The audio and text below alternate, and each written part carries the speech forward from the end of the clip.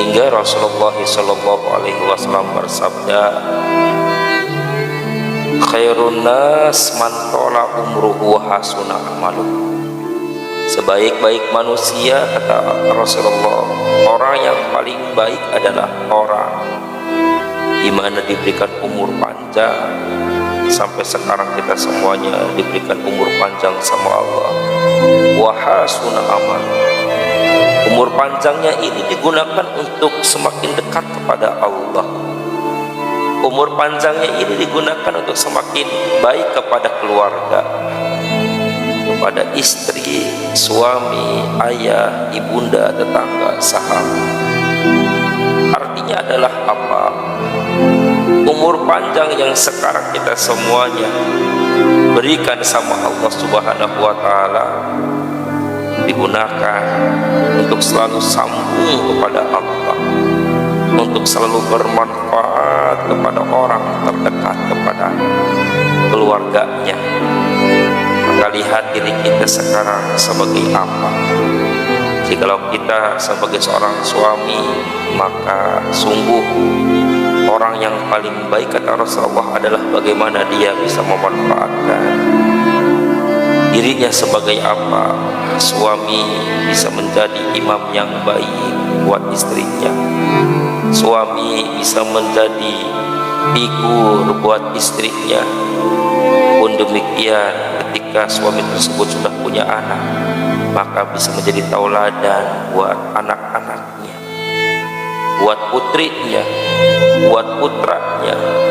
Pun demikian, kalau diri kita sebagai seorang istri, bagaimana seorang istri adalah surganya berada di telapak kaki seorang suami, maka seorang istri pasti akan patuh, tunduk untuk selalu mencari ridhonya Allah dengan jalan mencari ridhonya seorang suami.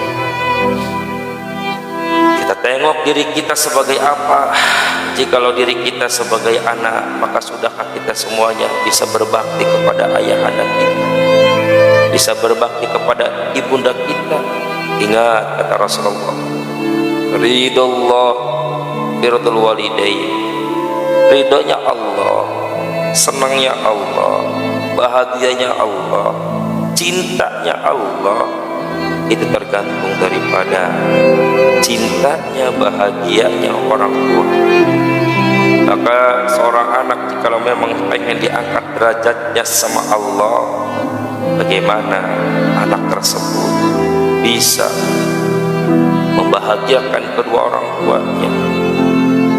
Jika seorang anak ingin jadikan rizkinya seperti rizkinya raja-raja, maka seorang anak bisa menjadikan ibundanya, ayahandanya sebagai raja-raja. Jika seorang anak ingin terkabul cita-citanya, maka seorang anak pasti akan tunduk patuh melaksanakan perintah ayah ibunda. Para pemirsa dimanapun Anda berada, tetapi sebaliknya kata Rasulullah, wasarnas man qala umruhu wa sa'a amal.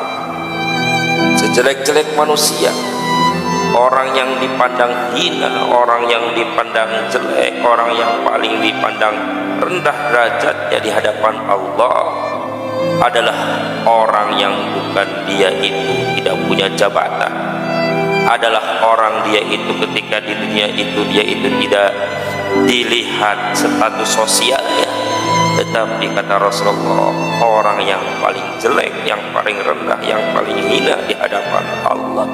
Wasarrun nas man qala umruhu wa sa'a amal.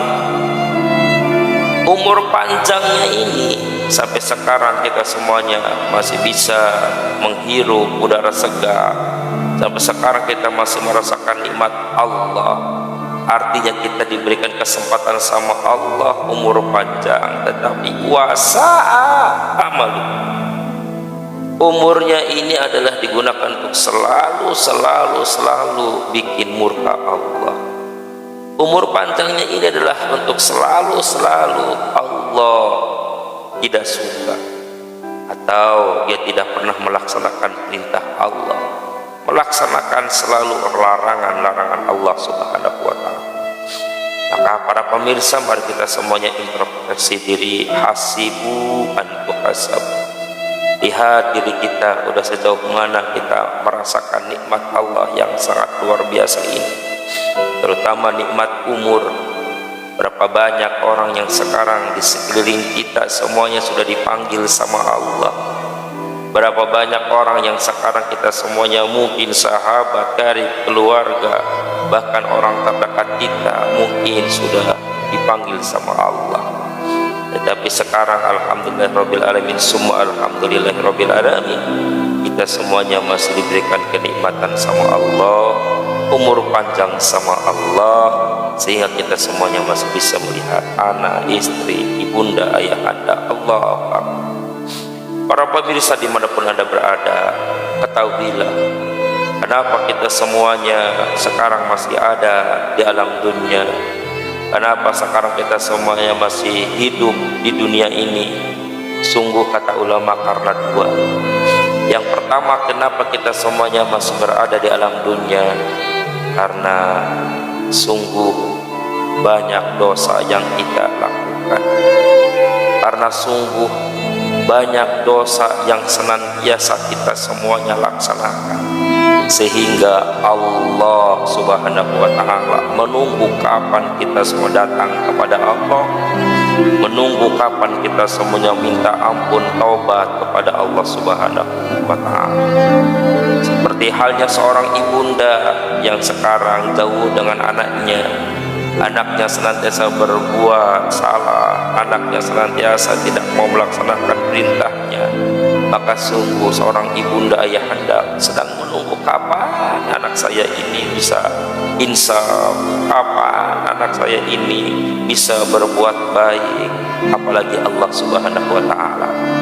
Kita tiap hari merasakan nikmat-nikmatnya Allah. Mata masih bisa melihat, hidung masih bisa mencium wanginya, aroma, mulut masih bisa kita semuanya berbicara, tapi kita semuanya jauh daripada Allah. Allah sedang menunggu kapan kita semuanya tubuh ilallah, kapan kita datang kepada Allah, kapan kita mohon ampun kepada Allah.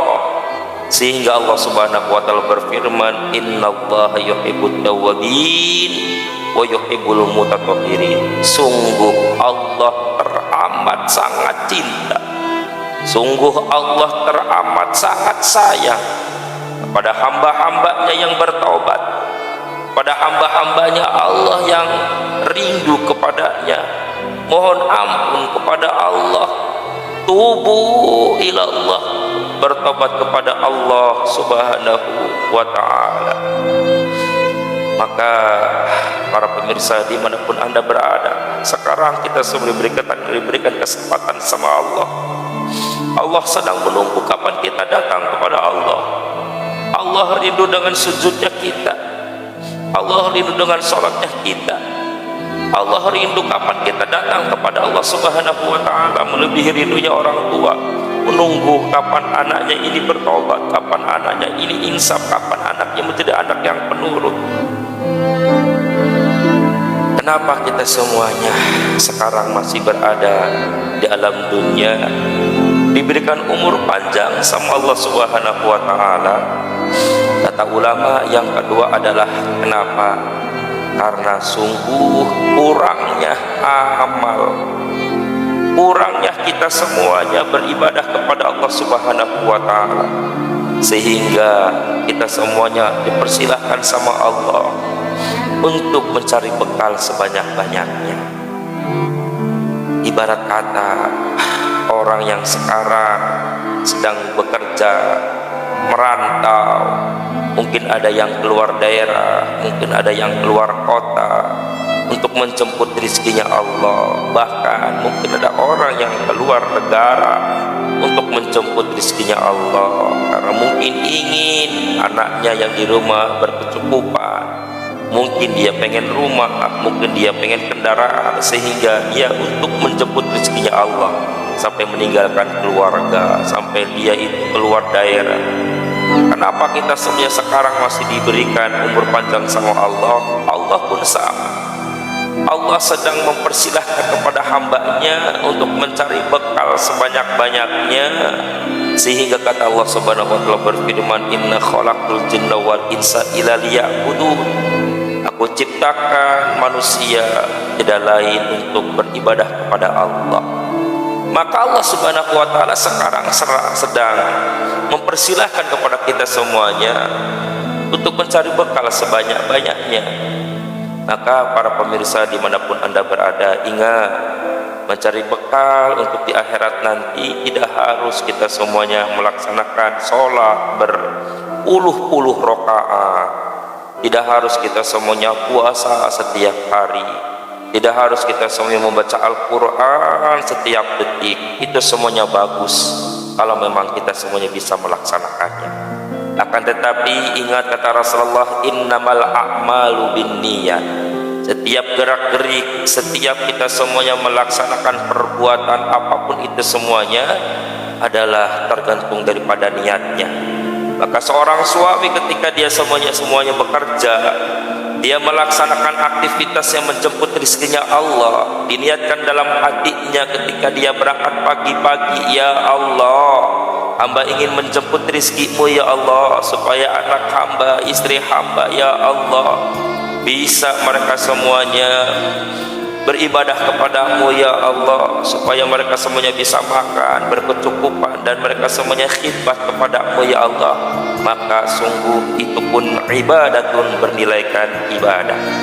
Pun demikian ketika seorang istri dia melaksanakan aktivitasnya sebagai seorang istri, maka sungguh ketika dia itu melaksanakan aktivitasnya di dapurnya, di rumahnya, dengan sapunya, dengan dia itu melakukan nyucinya, diniatkan untuk ibadah kepada Allah Subhanahu wa taala. Ya Allah ya Rabb, hamba melaksanakan bebersih rumah, bebersih pakaian, semua ini ya Allah, karena sungguh hamba ingin mengharap ridho-Mu ya Allah, supaya hamba ini ya Allah bisa beribadah di tempat yang suci ini, suami bisa ibadah. Pun ketika masak ya Allah, supaya masakannya ini berkah, diawali dengan bismillahirrahmanirrahim, diawali dengan membaca sholawat Allahumma sholli ala sayyidina Muhammad. Ya Allah ya Rabb, mudah-mudahan ya Allah makanan yang saya ini masak ya Allah buat anak saya, buat suami saya, mudah-mudahan ya Allah ini berkah buat anak-anak saya ya Allah. Mudah-mudahan ya Allah ini semuanya ya Allah menjadi wasilah ya Allah kebahagiaan buat keluarga hamba ya Allah. Maka itu pun bernilaikan ibadah. Pun demikian ketika seorang anak dia tunduk patuh kepada ayahnya, dia tunduk patuh kepada ibundanya, jangan dilihat hal yang terkecilnya. Mungkin ketika dia melakukan hal yang terkecil Allah ridho karena ibunya ridho, Allah ridho ketika ayahnya ridho, ketika ayahnya bangga, ibunya bangga karena dia mau tunduk patuh kepada orang tuanya, ketika disuruh dia mau, ketika dibangunkan pagi-pagi dia siap siaga, bahkan dia sholat mendoakan ayah ibundanya, sehingga ibunya ketika itu tersenyum, ya ayah anda hanya tersenyum, mereka semuanya bahagia, maka sungguh Allah pun tersenyum. Allah pun bakal bahagia melihat anak-anaknya yang luar biasa. Subhanallah. Maka jangan dikira kita semuanya ibadah kepada Allah hanya ngaji saja, ibadah kepada Allah hanya sholat saja. Apapun aktivitas seorang hamba, ketika diniatkan ibadah, maka sungguh itu merupakan ibadah di hadapan Allah Subhanahu wa ta'ala. Maka ketika seorang hambanya Allah, ketika seorang anak, seorang istri, seorang suami, makhluknya Allah, hambanya Allah, dia ketika melakukan suatu hal diniatkan untuk ibadah kepada Allah, maka sungguh ketika dia capek, keluar keringat, maka keringatnya dalam merupakan ampunan dosa di hadapan Allah Subhanahu wa ta'ala. Maka para pemirsa dimanapun anda berada, maka mari kita semuanya jangan lihat hal yang sepele, itu mungkin yang akan membawa kita semua menjadi bahagia. Hal sepele itu adalah mungkin hal yang bakal membawa kita semuanya diangkat derajatnya sama Allah Subhanahu wa ta'ala. Maka sungguh Orang yang paling dekat dengan Allah adalah bukan yang katanya kiai, bukan yang katanya habaib, bukan yang katanya dia itu adalah ustad, tetapi hambanya Allah yang paling dekat dengan Allah tidak dilihat daripada titelnya, tetapi yang mau melaksanakan perintah Allah. Dia kelihatannya orang biasa, dia ilmunya pas-pasan, tetapi ketika dia benar-benar tunduk patuh melaksanakan perintah Allah, apapun yang dia punya ilmunya, dia punya ilmu salat tahajud, dia laksanakan salat tahajud, dia punya ilmu salat duha, dia melaksanakan salat duha, dia ilmunya tahu ketika mau melaksanakan aktivitas diniatkan kepada Allah akan bernilaikan ibadah, dia pun melaksanakan itu semuanya, maka sungguh ini adalah merupakan hamba Allah Subhanahu wa taala yang akan mendapatkan berlipat-lipat nilai ibadah di hadapan Allah Subhanahu wa taala.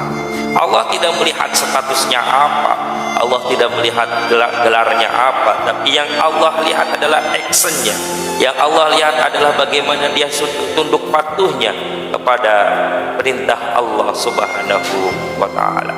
Maka para pemirsa dimanapun Anda berada, ingat kita semuanya diberikan umur panjang sama Allah, bukan hanya umur panjang saja. Tadi Al-Fakir telah menjelaskan yang pertama, Allah sedang rindu. Allah Subhanahu wa taala sekarang sedang menunggu kita semuanya. Kapan kita taubat? Kapan kita datang?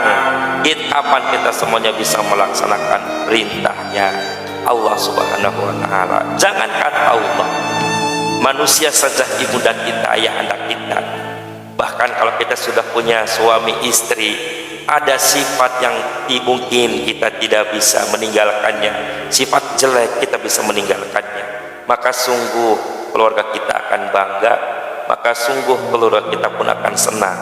Seorang anak yang tadinya dia itu ibunya senantiasa marah-marah, ayahandanya marah-marah kepadanya karena memang dia ketika bangun pagi tidak bisa, ketika dia disuruh tidak mau, ketika dia semuanya disuruh belajar malas, akan tetapi ketika itu dia itu mulai introspeksi, dia melihat dirinya sebagai seorang anak, dia tunduk patuh melaksanakan sebagai tugasnya anak, dia sebagai pelajar, dia pun mau belajar, maka orang tuanya, ibundanya akan tersenyum, ayahandanya akan bangga, apalagi Allah Subhanahu wa taala. Kita semuanya sekarang seperti ini merasakan nikmat Allah yang begitu banyak, merasakan nikmat Allah tanpa terkecuali. Padahal kalau kita muhasabah, berapa banyak ini mata senantiasa melihat kemaksiatan, tapi mata kita nggak pernah dibutakan sama Allah Subhanahu wa taala. Ini telinga kita semuanya subhanallah sering mendengarkan yang jelek-jelek, tapi alhamdulillahirabbil alamin seperti ini kita semuanya masih diberikan pendengaran, padahal ini senantiasa berdosa ini telinga. Mulut pun kita semuanya pernah mencaci maki, pernah menggunjing orang, bahkan pernah menyakiti orang yang menyayangi kita, ayahanda kita, ibunda kita dengan mulut kita. Tapi alhamdulillahirabbil alamin, mulut pun masih bisa berbicara kurang baiknya apa Allah kepada kita semuanya. Sehingga kalau kita semuanya introspeksi, kita semuanya muhasabah, Allah berfirman yang mungkin para pemirsa semuanya hafal semua ayatnya, fabi ayyi ala rabbikum tukadziban. Surat Ar-Rahman Allah berfirman, fabi ayyi ala rabbikum tukadziban. Mau nikmat yang mana lagi yang kamu akan dustakan? Nikmat yang mana lagi yang kamu akan ingkari? Allah Subhanahu wa taala seperti detik ini memberikan nikmat yang luar biasa, subhanallah. Mungkin ada orang yang ketika lahir ke alam dunia, ketika lahir dia tidak bisa melihat, tapi kita bisa melihat. Allahu Akbar. Mungkin orang ketika lahir ke alam dunia dia tidak bisa berbicara, kita bisa berbicara. Allahu Akbar. Mungkin ketika lahir dia ke alam dunia tidak punya tangan, kita punya tangan, kita punya kaki. Allahu Akbar. Maka mau nikmat yang mana lagi yang kita akan dustakan kepada Allah? Allah Maha Baik, Allah Maha Rahman, Allah Maha Rahim. Tapi kenapa kita semua tidak mau datang kepada Allah? Dan ingat hadirin, Allah tidak butuh dengan ibadah kita. Allah tidak butuh dengan sujudnya kita. Allah tidak butuh dengan tahajudnya kita, puasanya kita. Tapi itu akan kembali lagi kepada kita semuanya. Sebagai makhluknya Allah Subhanahu wa ta'ala, yang ahli sholat, yang ahli puasa, yang ahli ibadah akan dibahagiakan. Yarfa'illahi darajat, diangkat derajatnya sama Allah. Jangankan di akhirat, di dunia akan diangkat derajatnya sama Allah Subhanahu wa ta'ala. Dan itu yang dapat Al-Fakir sampaikan. Mari kita semuanya sebentar lagi maghrib, kita datangi rumah Allah, kita persiapkan diri kita, badan kita, mulut kita, jiwa raga kita kenalkan dengan Allah. Insya Allah, Allah akan sayang, melebihi sayangnya kepada kita pada hari ini. Jangan lupa untuk besok kita muhasabah kembali, supaya kita semuanya selalu bisa mengintrospeksi diri kita. Mudah-mudahan kita selalu dijaga sama Allah.